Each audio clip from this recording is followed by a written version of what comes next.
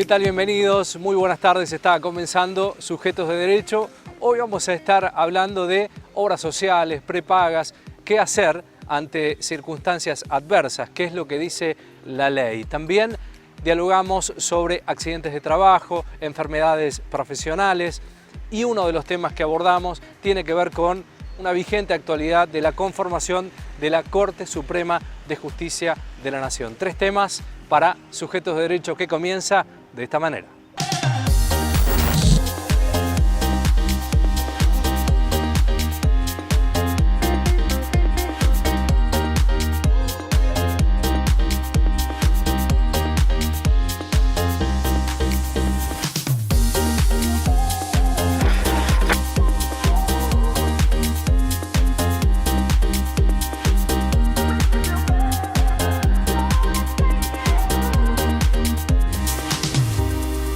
El accidente de trabajo, este suceso repentino que ocurre en el lugar de trabajo o en el trayecto entre el domicilio y el trabajo, puede causar lesiones, enfermedades crónicas, invalidez o muerte. Hablamos de este tema con el abogado Juan Pablo Espina. Los accidentes de trabajo son acontecimientos súbitos, violentos, que le sucede al trabajador dentro de su jornada laboral y que le ocasiona un daño a la salud. Encontramos, por ejemplo, golpes, caídas, lastimaduras, quemaduras, entre otros. Las enfermedades profesionales son aquellas que van surgiendo al trabajador por estar expuesto a determinadas condiciones en sus lugares de trabajo, que le van a afectar a su salud y a su bienestar general.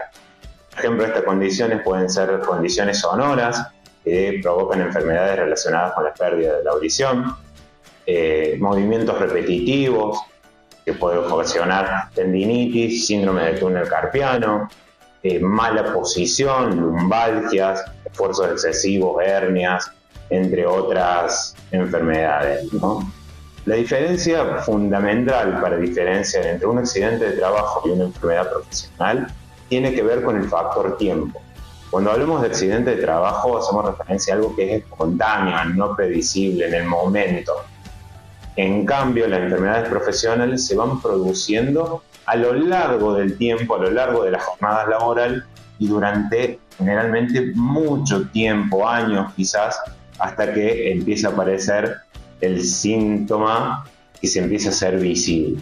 Por ejemplo, lo más común es que en la tendinitis un trabajador sienta al momento de hacer una fuerza y considere en ese momento que es un accidente de trabajo. Pero en realidad es una enfermedad profesional que viene derivado por hacer el mismo movimiento una y otra vez, quizás por meses o por años.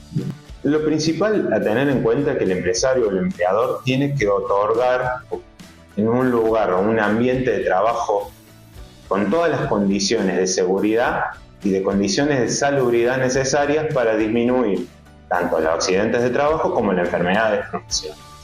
Debe contar también con una RT para que lo pueda cubrir ante estas contingencias y en caso de que sucedan, debe dar aviso inmediatamente a la RT para que desde el primer momento el trabajador se pueda contar con las prestaciones que va a otorgar la RT.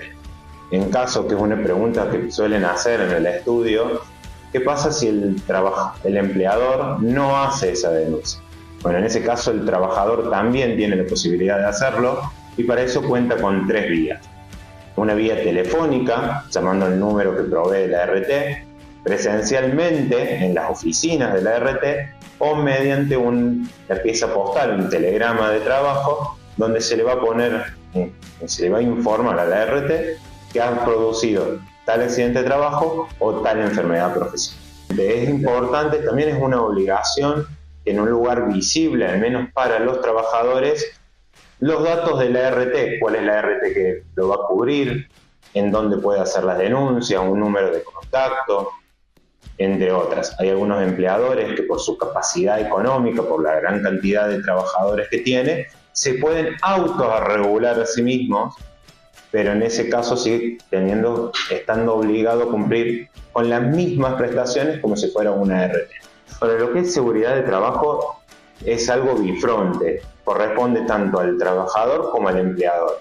Como dijimos, el empleador tiene que brindar todos los elementos o equipamientos de seguridad personal, como guantes, cascos, botas con punteras, delantales, etcétera, de acuerdo al tipo de trabajo que se va a desarrollar, capacitaciones de cómo hacer fuerzas, cómo evitar los accidentes y las enfermedades profesionales, y el trabajador tiene la obligación de cumplir las pautas indicadas, de usar los elementos de protección para minimizar los riesgos, tanto de que produzca un accidente de trabajo como una enfermedad profesional. El accidente de trabajo en itinere es aquel que sufre el trabajador cuando se encuentra en camino desde su hogar hacia el trabajo o viceversa.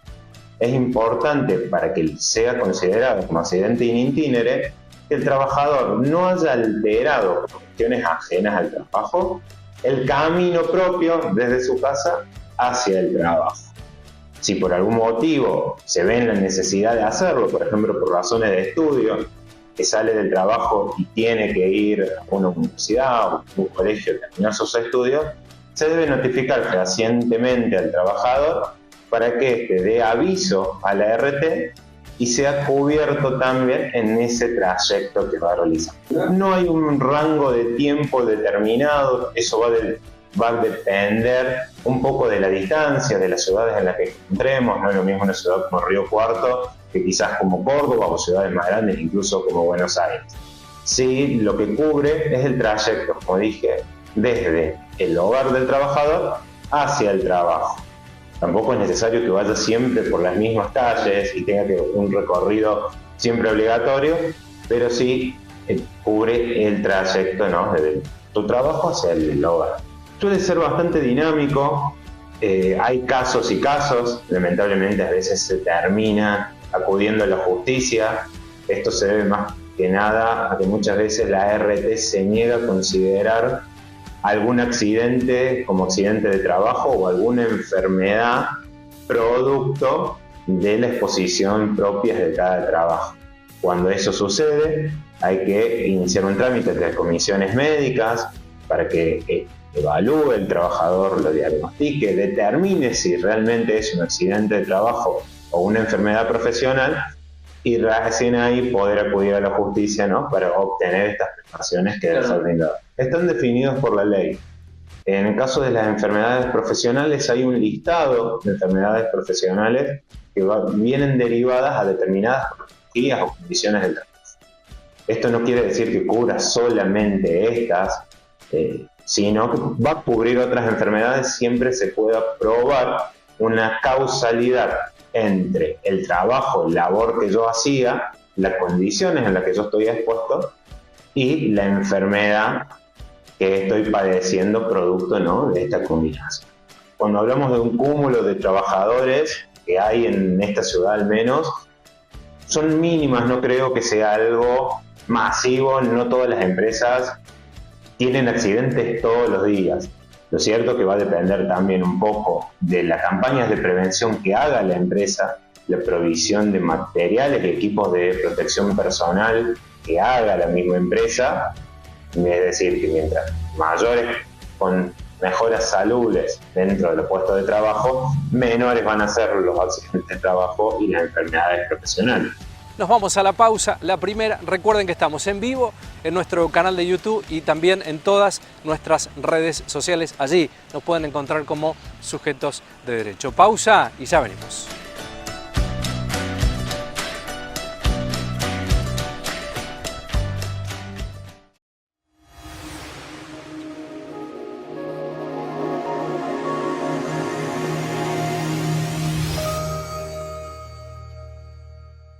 En el Colegio de Abogados Río Cuarto velamos por la protección integral del ejercicio profesional en todos sus ámbitos y tenemos como eje la capacitación y actualización constante, con el firme propósito de proteger los derechos de nuestros colegiados. Colegio de Abogados, en Alvear 924, Río Cuarto.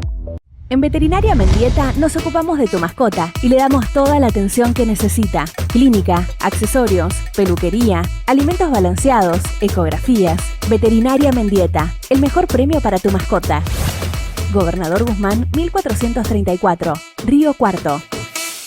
Seguridad, compromiso diario con los cordobeses. El gobierno de la provincia invirtió más de 154.000 millones en equipamiento para seguridad. 700 nuevos patrulleros, 600 nuevos vehículos, 600 motocicletas, 2 autobombas, 10.000 armas menos letales, más de 13.000 chalecos antibalas, 2.500 pistolas 9 milímetros, 100 cámaras de seguridad para 100 escuelas, 500 kits de alarmas comunitarias, 200 cámaras corporales, 450 radios y equipos de comunicación, 300 computadoras, 3.000 dispositivos móviles de conectividad. Ampliamos la red de comunicación. Nueva central telefónica integradora del 911. Nuevos uniformes y elementos policiales. 880 efectivos y más de 850 haciendo prácticas profesionalizantes. Seguridad. Compromiso diario con los cordobeses. Gobierno de la provincia de Córdoba. Gestión Martín Yarlora.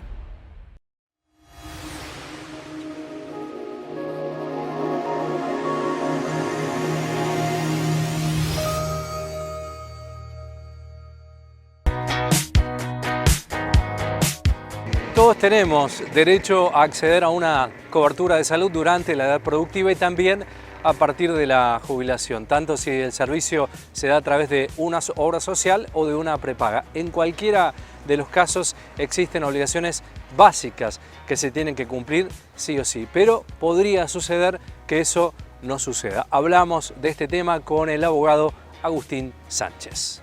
Bueno, me parece primero que lo importante es distinguir la diferencia que hay entre una obra social y una empresa de medicina prepaga, ¿sí? Las obras sociales brindan cobertura de salud a sus afiliados que quienes hagan una derivación de aportes al sistema de salud, ¿sí? Distinto a las empresas de medicina prepaga que dan cobertura a sus socios contra el pago de una cuota, más un contrato en el marco de una relación de consumo. ¿Sí? Ahora bien, tanto las obras sociales como las empresas de medicina prepaga tienen que cubrir mínimamente lo que está establecido en el famoso PMO, Programa Médico Obligatorio, ¿sí? Esta es una cobertura que tienen que brindar sin excepción todas las obras sociales como las empresas de medicina prepaga. Además, otra cosa que mínimamente tienen que otorgar de cobertura son las prestaciones que surgen de la ley de discapacidad. ¿Sí? Una ley argentina que establece un sistema de protección para las personas con discapacidad y se tiene que otorgar sí o sí, sin perjuicio de otras prestaciones y medicamentos que pudiesen surgir. Mínimamente lo que está en el PMO se tiene que cubrir sí o sí. Siguiendo este tema de lo que se tiene que cubrir en base a asegurar la cobertura de lo que está en el PMO, la ley de discapacidad y eventualmente otra prestación o medicamentos, la persona siempre tiene el derecho a hacer un reclamo legal cuando nota una deficiente cobertura, o una nula cobertura, o una cobertura parcial, o una deficiente cobertura. Siempre la persona tiene salvo la posibilidad de iniciar un reclamo ante la obra social, ¿sí? Esto se da por medio del conocido amparo de salud. ¿Sí? El amparo de salud es un procedimiento que surge de nuestra Constitución Nacional que permite a un afiliado social o una empresa de medicina prepaga hacer un reclamo judicial para obtener la cobertura.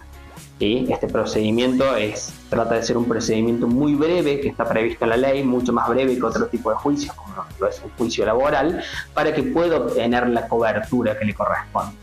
Estos procedimientos de amparo, si bien son juicios breves, tienen una duración en el tiempo, también permite, algo muy relevante en este tipo de procedimientos, la posibilidad de solicitar la cobertura de un medicamento, una prestación a través de una medida cautelar.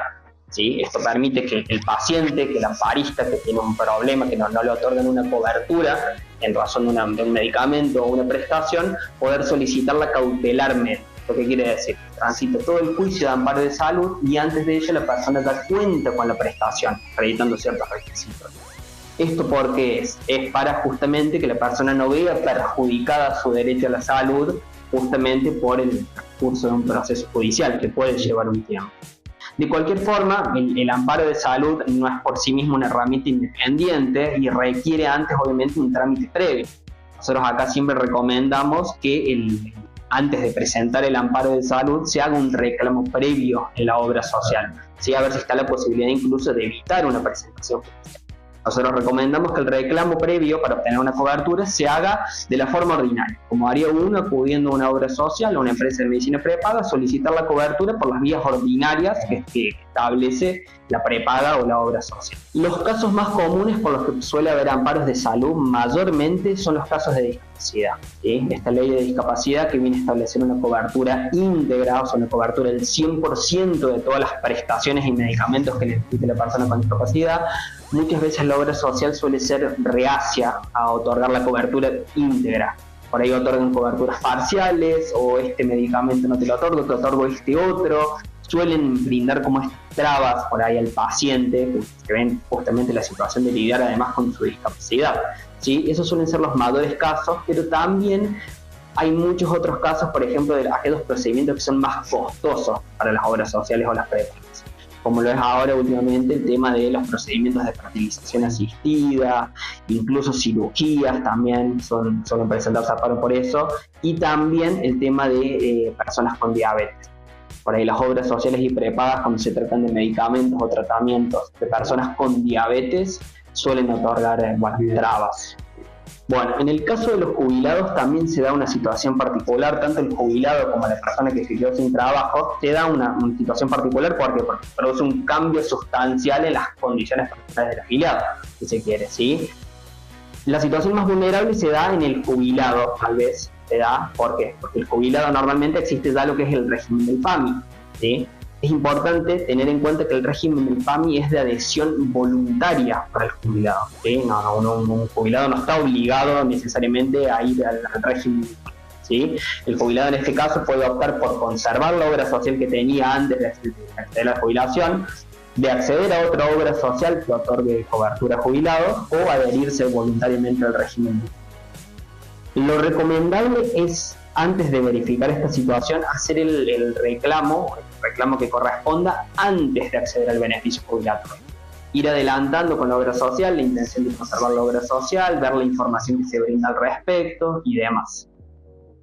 Por otro lado, cuando se trata de una persona que perdió su fuente de trabajo, que se produjo el cese de la relación laboral, la ley de obras sociales establece que no se le puede privar de la obra social por 3 meses después de que se haya producido el cese de la relación laboral. ¿Sí? Lo importante es que el Estado trata de garantizar el derecho a la salud de toda persona sin importar sus condiciones, sea persona activa laboralmente, jubilado o que haya quedado desempleado. A ver, después puede darse el caso que se haya presentado un amparo de salud, haya salido una sentencia definitiva o en todo caso una resolución que otorga cautelarmente un tratamiento, un medicamento, y la obra social o prepaga igual no lo quiere cumplir. ¿Sí? Esto suele pasar muy seguido, que pese a un amparo de salud, la obra social o prepaga sigue reacia a cumplir, y en ese caso, como ya estamos hablando de un expediente judicial que ya está iniciado, lo lógico, lo que se suele hacer es poner en conocimiento esta situación ante el juez que lleva la causa y denunciar el incumplimiento. ¿Sí? El juez, una vez que toma conocimiento de este incumplimiento por parte de la demandada, en este caso, lo que hace es intimar al social a dar cumplimiento a su resolución judicial, en este caso, bajo percibimiento de aplicar lo que se llaman sanciones conminatorias, que son de cierta forma multas, son sanciones económicas que se imponen a quien no cumple con una resolución judicial, y además el apercibimiento de girar las actuaciones al fiscal de turno. ¿Por qué? Porque incumplir una orden judicial de cierta forma también es un delito. Bueno, los pasos para seguir para presentar antes un amparo de salud, nosotros como siempre recomendamos hacer el reclamo previo en la obra social. ¿Sí? Si este reclamo previo se traduce en dilaciones o demoras o ausencia de respuesta, lo lógico sería una intimación formal a la obra social que hace el paciente, ¿sí? Una intimación a través de una carta documento solicitando la cobertura bajo percibimiento de presentar el amparo de salud. En esa carta de documento se solicita a la obra social que otorgue la cobertura o que brinde los fundamentos de por qué no la está otorgando, que eso también sirve de base para el futuro amparo de salud, evidentemente. Lo ideal es que en esta parte la obra social ya otorgue la cobertura, pero si sigue reacia a hacerlo, lo ideal es juntar toda la documentación de la que se dispone, certificados médicos con el diagnóstico, pedidos médicos del tratamiento o medicamento que se requiera, cualquier otra documentación más, historia clínica, estudios y demás, para poder presentar ya el amparo de salud en el tribunal que sea competente en este caso. Nos vamos a la pausa, segunda y última. En vivo nos encuentran en nuestro canal de YouTube como Sujetos de Derecho y también en todas nuestras redes sociales. Pausa, ya venimos.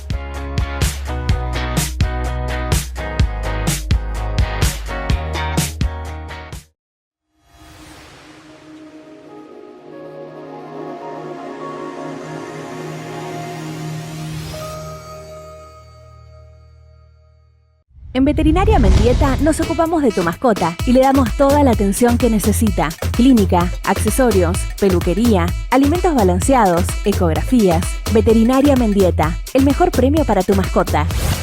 Gobernador Guzmán, 1434, Río Cuarto. En el Colegio de Abogados Río Cuarto velamos por la protección integral del ejercicio profesional en todos sus ámbitos y tenemos como eje la capacitación y actualización constante, con el firme propósito de proteger los derechos de nuestros colegiados. Colegio de Abogados, en Alvear 924, Río Cuarto.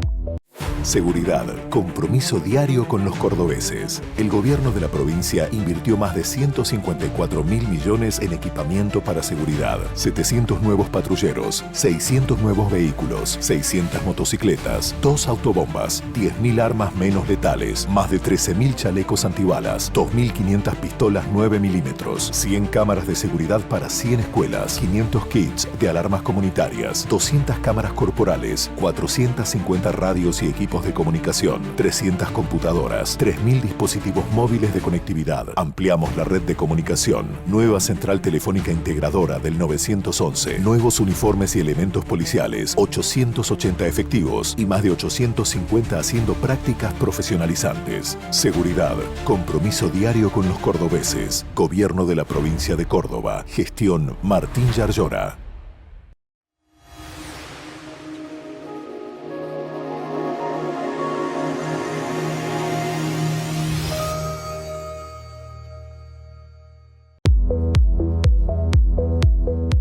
El Pleno del Senado de la Nación rechazó, ustedes recuerdan, los pliegos de los jueces Ariel Lijo, Manuel García Mansilla. Estos dos candidatos han sido propuestos por el presidente Milei para completar la Corte Suprema de Justicia. En tanto, hace unos días García Mansilla renunció a su cargo tras casi 40 días en la Corte Suprema. Analizamos este tema junto al doctor Ricardo Muñoz.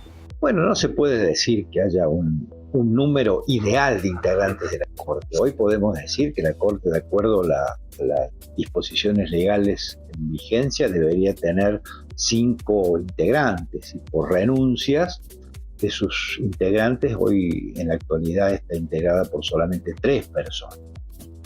Lo cual es una situación que origina un problema de funcionamiento en el cual la cabeza de uno de los poderes del Estado no se encuentra debidamente integrada. Y en realidad ambos candidatos propuestos por el presidente, tanto el doctor Lijo, que es uno de los jueces de Comodoro Pi, muy cuestionado, y el doctor García Mansilla, sus pliegos, o sea, sus antecedentes, fueron arrimados a la Cámara de Senadores de la Nación a los efectos de que ésta prestara el consentimiento, porque así es el procedimiento establecido constitucionalmente. El presidente los designa, pero con acuerdo del Senado, y el Senado tiene que dar el acuerdo con el 2/3 de sus miembros presentes y en una sesión pública. Esto ingresó en su momento al Senado, comenzaron las audiencias en las cuales los distintos senadores van efectuando preguntas, interrogatorios a los postulantes para cubrir estos cargos. Se arribó al periodo extraordinario de sesiones, o sea, luego del receso, no se dio el acuerdo ni tampoco se rechazaron estos miembros, razón por la cual el Poder Ejecutivo, en una decisión, a mi juicio, unilateral, arbitraria diría, dispuso la designación de ambos miembros de la Corte por decreto del Poder Ejecutivo, salteando el necesario acuerdo del Senado. Uno de los miembros ingresó a la Corte, prestó juramento, el doctor García Mansilla, el otro, el doctor Lijo, no, porque Para acceder a la Corte, exigió que presentara la renuncia al cargo que tenía como juez, lo que no pudo. Los acontecimientos de dominio público posteriores trajeron como consecuencia que la Cámara de Senadores rechazó el acuerdo a ambos miembros, lo que originó alguna suerte de resistencia, digamos, por parte del miembro que había asumido, García Mansilla, pero no le quedó otra sino renunciar a la Corte Suprema, que era lo que correspondía, porque al haber un rechazo formal de no darle el acuerdo, no corresponde otra solución sino que dejara de integrar la Corte Suprema, que por otra parte tampoco debió haber asumido, porque una designación por decreto unilateral del Ejecutivo genera una falta de legitimidad de origen y está dando o hablando una imagen de cierta, digamos, dependencia del miembro de la Corte hacia el Poder Ejecutivo que lo decide. Bueno, hay una cosa llamativa. El Poder Ejecutivo dijo que el Senado se había demorado en darle el acuerdo o en rechazarlo, razón por la cual él termina designándolos por decreto, porque había una urgente necesidad de cubrir esas dos vacantes de la Corte. Bueno, el Senado ya se expidió, lo rechazó. Y el Ejecutivo, en lugar de proponer otros postulantes para la Corte, en base a consenso, en base a acuerdos, dijo que no va a proponer a nadie sino hasta después de realizado las elecciones. Es decir, había apuro, pero ya no hay apuro para integrar la Corte. Es decir, es como que estaría esperando un recambio de la integración de la Cámara de Senadores que pudiera resultarle más favorable al Estado. Lo cual no va a ocurrir eso, no va a ocurrir porque solamente se renueva un tercio de los integrantes de la Corte y es muy difícil que sin acuerdo un postulante sea aceptado por el Senado, porque de acuerdo a la reforma del año 1994 le hace falta 2/3 de los miembros presentes. Y eso es posible lograrlo en la medida que haya acuerdo entre las distintas fuerzas políticas que coincidan en determinados candidatos. Al mismo tiempo, hay que recordar que no propuso a ninguna mujer para integrar la Corte, lo cual es un error político garrafal, que es imposible de admitirlo en estos tiempos. Digamos, las Cortes, tanto la primera Corte del año 83, designada por Alfonsín, como las otras, la Corte ampliada a 9 miembros de Menem, o incluso la primera Corte designada por el entonces presidente Kirchner, han tenido una característica que ha sido